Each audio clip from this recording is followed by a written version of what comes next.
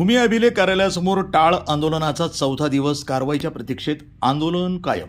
उपअधीक्षक भूमी अभिलेख अहिल्यानगर कार्यालयातील कथित अनियमितता, बनावट फाळणी बारा, बनावट स्कीम, बनावट जबाब, बनावट वारस नोंदी तसंच शासनाच्या अभिलेखामध्ये फेरफार झाल्याचा आरोप करत अर्जदार नंदकुमार वसंत विधाते राहणार जेऊर बायजाबाई तालुका जिल्हा अहिल्यानगर यांनी सुरू केलेला टाळ आंदोलनाचा चौथा दिवस. अद्याप कोणती ठोस प्रशासकीय कारवाई न झाल्याचा आरोप करत त्यांनी आंदोलन हे सुरूच ठेवलं आहे.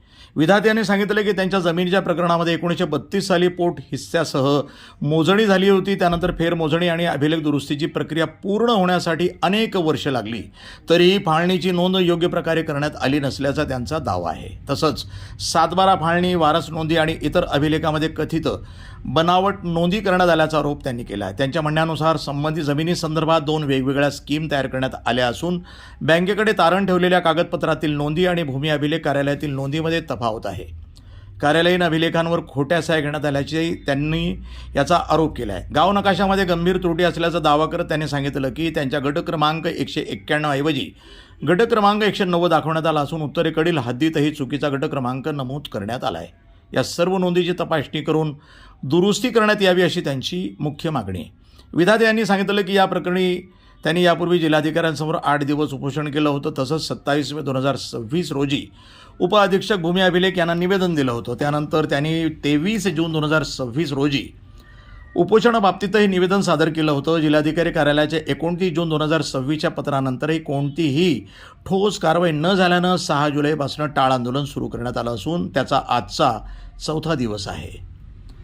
अहवालाची प्रत मागण्यासाठी कार्यालयामध्ये गेल्यानंतरही अहवाल न देता अपील करा असं सांगितलं जात असल्याचा आरोपही त्यांनी केला आहे. या संपूर्ण प्रकरणातील मूळ दप्तरांची स्वतंत्र चौकशी करून दोषींवर कठोर कारवाई करावी अशी मागणी त्यांनी प्रशासनाकडे केली आहे.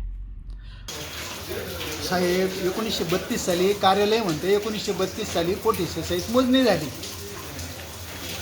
आणि मोजणी झाल्यानंतर यांनी तो फेर 46 वर्षांनी फेर रेकॉर्डवर घेतला. कोणता? पोटहिस्सा मोजणीचा 14/9/68चा फेर 46 वर्षांनी घेतला. मग ह्या कार्यालयातून ह्या भूमी अभिलेख कार्यालयातून तहसील कार्यालयात तो फेर जाण्यासाठी 46 वर्ष लागले का?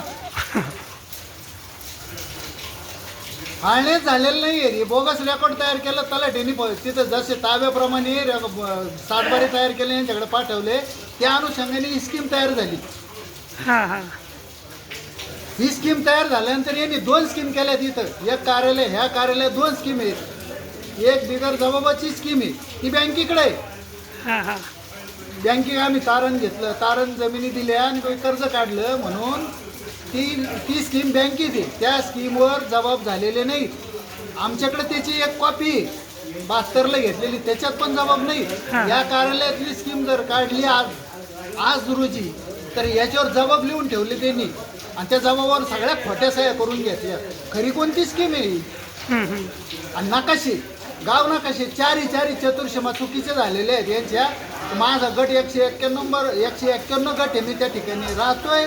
पण त्या ठिकाणी 190 दाखवलाय आणि त्या ठिकाणी उत्तरेला तिसऱ्याच माणसाचा 193 गट दाखवला. सगळं चतुर्शमा चुकी झाली. ह्या दुरुस्त्या कोण करीन? या कार्यालयाला हे सगळं भ्रष्टाचार चाललाय या कार्यालयामध्ये आजपर्यंत. याची दखल कोण घेईल? याला महाराष्ट्र शासन सत्तेचे आज भारत स्वतंत्र होऊन 75-76 वर्ष झाले आणि ब्रिटिशांनी केलेल्या चुका हे त्याच्यावर दखल सुद्धा घेतली नाही. हे तपासित नाही. हायकोर्टाने सांगितलंय दप्तर तपासा तहसीलदारला तपासित नाही. हे प्रांत तपासित नाही. हे उपाधीक्षक भूमी अभिलेख कार्यालय पण दप्तर तपासित नाही. मी कलेक्टरला 7 दिवस झाले, 8 दिवस उपोषणाला बसलो, पण तिथं दखल घेतली नाही. या कार्यालयात मी आलो इथे मग ते अहवाल घेण्यासाठी, ते अहवालच देत नाही. तुम्ही अपील करा म्हणते दाखल. काय करायचं साहेब? वृत्तसंपादन विभाग, न्यूज टुडे 24, नारायण ढो.